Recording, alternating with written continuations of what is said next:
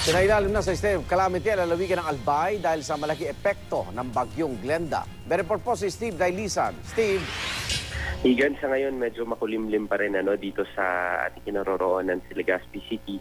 Pero kahit papaano ay nagsisimula na yung clearing operations dun sa ilan sa mga kalsada kagabi na nagkalat yung mga natumbang puno at yung mga naputol ng mga kable ng kuryente. Sa ngayon wala pa rin supply ng kuryente dito sa Legazpi City at ang ginagawa sa ngayon ay pawang clearing operations. Kagabi mga bandang alas 10 ay yung mga initial report, sabi naman ni Governor Joey Salceda ay naatim yung tinatawag na zero casualty, bagamat may mga konting damages dun sa infrastructure.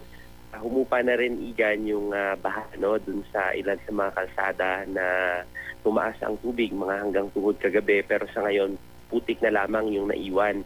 At sa ngayon tuloy-tuloy yung paglilinis dito, yung ibang mga nakita natin, yung mga kabahayan na natanggalan ng yero, yung iba dun sa mga kalalakihan ay nagsisimula ng umakyat dun sa kanilang mga bubungan para kupunihin yung mga natanggal na mga bubong. Yung ilan din sa mga establishmento dito, Igan, ay wala pa tayong impormasyon kung nagbukas na, pero yung iba may mga nakita tayong mga pumapasok na sa kanilang mga trabaho, particular mga government employees na tutulong doon naman sa patuloy na pamahagi ng relief goods doon naman sa mga nananatili pa rin sa evacuation center, Igan.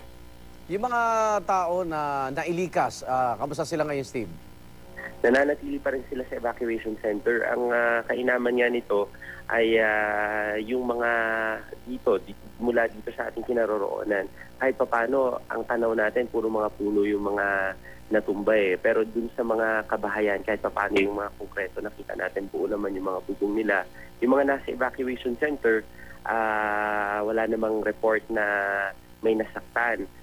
Dahil yung mga bagong evacuation center dito ay can withstand daw hanggang sa 200 kilometers per hour na bugso ng hangin. So sa ngayon, ang laban na lamang nila yung minsang pag-uulan pa rin sa patuloy na clearing operations na ginagawa ngayon dito. Igan.